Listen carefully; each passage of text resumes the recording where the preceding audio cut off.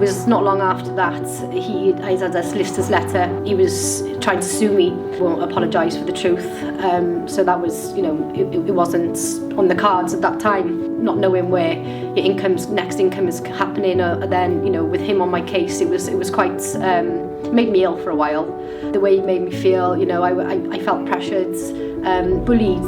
That I had sleepless nights over, would my business survive this when those sleepless nights didn't need to happen. Vicky, you're the owner of Rubylicious Dance Studio. Yep. We've been here in this premises since June 2014. We've been running it'll be 11 years this year. So how many children do you cater for? About 150 a week. Yeah. Yeah. Tell us what happened when you had to shut down during the first lockdown. Well, we had to close. I was made aware of a business rates grant that was available, and I tried to get the code I would need from my landlord. Turned out that he had claimed it and kept it. There was nothing I could do at that time. So just want to look at the history here. So a grant was made available, £10,000 per business, that was for business owners like yourself, to enable you to get over the fact you had no income, and your landlord kept the £10,000. Yeah. And your landlord is? Councillor Ramesh Patel. So Councillor Ramesh Patel, who is a Labour councillor in Cardiff West, and he works for the First Minister Mark Drakeford, doesn't he? Yes. What happened when you approached Ramesh Patel? There was a few emails back and forth initially, and then final email from Ramesh Patel was that he saw the matter closed. He had claimed the money, and that was that really. He wasn't bothered as far as he believed it was his. Granted, the business rates bill at that time was in his name. He had never paid them. It's even in my lease that it's down to me to pay. Those kind of bills, before we were on a zero tariff, I paid on top of my rent, each bill I pay. So it was rather disappointing, and I just thought how disgraceful of somebody in his position to do that to not only me, who've been I've been a decent tenant all these years. For the children, there was a point where that could have broke us. What income did you have during that time? Nothing for a while. For a long time. It was going on to claiming benefits. So yeah, and that's, there was no other option at that point. So your Labour councillor landlord has three incomes. From the council, he works at Mark Drakeford, the rent here, and he also got £10,000 for the grant. The day the BBC had got in touch, it was not long after that I had a solicitor's letter. He was trying to sue me, and if I made an apology, he would give me £5,000 rent relief. An apology, I won't apologise for the truth. So that was, it wasn't on the cards at that time. He then, further down the line, it got to the point where, the solicitor's letters were coming through thick and fast, and it was getting quite stressful, not knowing where your next income is happening, or then, with him on my case, it was quite, made me ill for a while. I got to the point where I thought, no, I'm not doing an apology.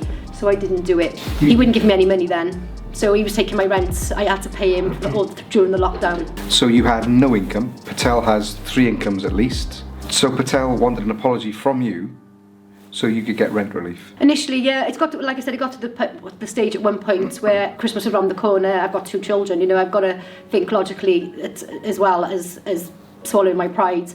And I did say to him, okay, he gave me the apology, he wrote it out himself. I tweaked it because I didn't feel, even though I didn't want to do it at all, I didn't feel what he'd said was 100% right.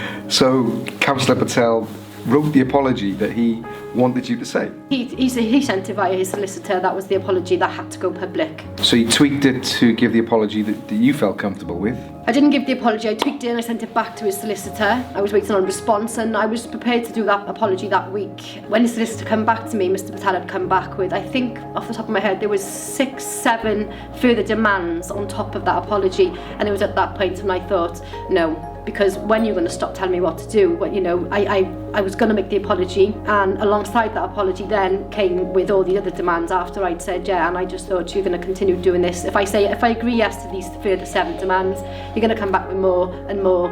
And so then I said no, I won't do it, and I didn't, and I won't. When there was the public fuss, you did get some relief. He gave me 3 months relief. That was when the BBC had got in touch. He told the BBC that he's already given me rent relief.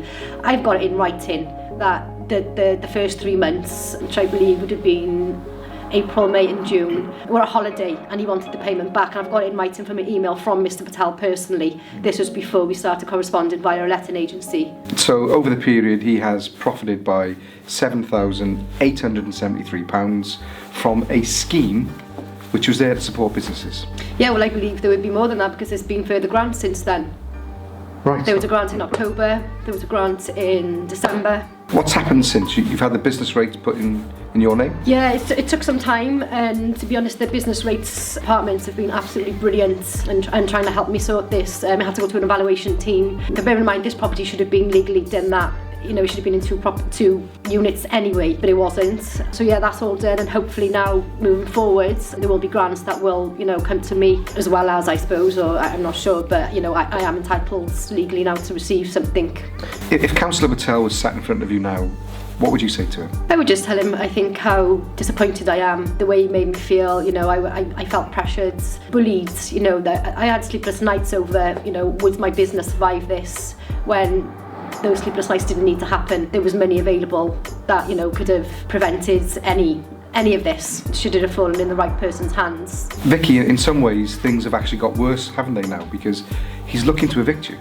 Yeah, I've had a letter, an email stating that he is looking to take legal action to kick me out, you know, so, you know, what me and the children do then, I don't know.